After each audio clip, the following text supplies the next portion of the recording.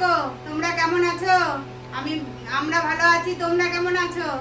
এখন বৃষ্টি কমে গেছে, প্রচন্ড রৌদ্র হচ্ছে। জন্মাষ্টমী কে কেমন কাটাইলে বন্ধুরা? আর একটা নতুন রেসিপি নিয়ে, মাছের রেসিপি নিয়ে চলে আসলাম। কাতলা মাছের, দেখো কাতলা মাছের ঝোল বানাবো গাঠি কচু দিয়ে।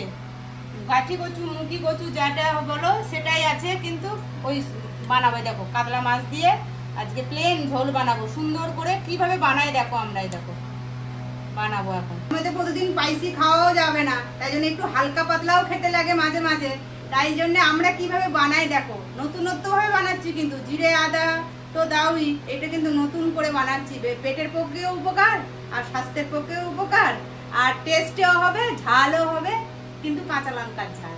এই দেখো কড়াইয়ে তেল দিব, দেখো সর্ষের তেল দিয়ে দিলাম, কিন্তু কি সর্ষের তেল বলো তো? ফরচুন সর্ষের তেল, কাচ্চিঘানি সর্ষের তেল। তোমরা কি সর্ষের তেল ব্যবহার করো বলো? একটু তেলের মধ্যে হলুদ দিচ্ছি, নাহলে মাছগুলো ফাটবে। একটু হলুদ দিয়ে মাছটা ইয়ে করলে না তলায় লাগবেও না, আর সুন্দর করে ইয়ে হবে। কিন্তু বেশি মাছগুলো ভাজবো না, বুঝলে বন্ধুরা? তাহলে মাছের ইয়ে উঠে যাবে, টেস্টারগুলো চলে যাবে।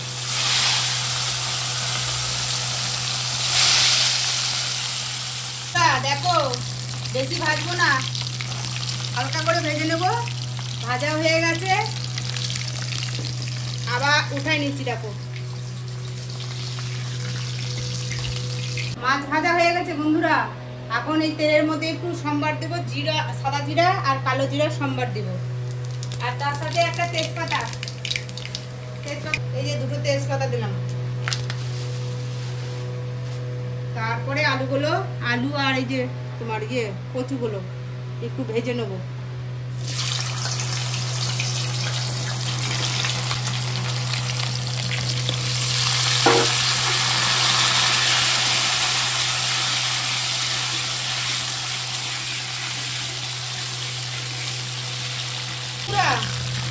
এই আলুগুলো একটু ভাজতে মানে এদিকে এটাও হোক, আর আমি ততক্ষণ করি, মশলাটা ততক্ষণ করে নিই।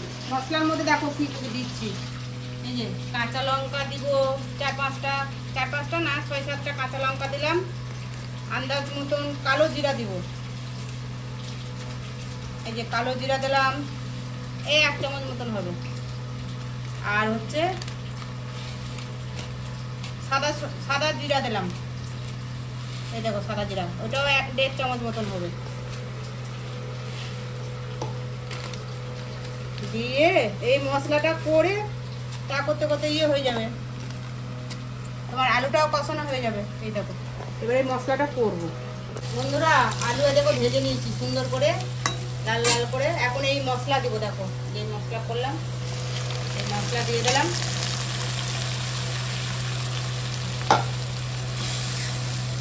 এই রেসিপিটা কিন্তু করে খেও তোমরা, একদিন ট্রাই করবা। এই যে হলুদটা দিয়ে দিলাম, রং হবে, কালার হবে। আর এই লবণটা স্বাদের জন্য লবণ দিয়ে দিলাম।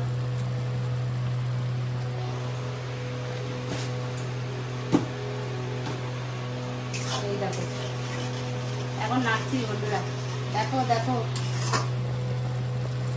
কাঁচা লঙ্কা দিয়েছি না, ওই জন্য ঝাঁঝ উঠছে।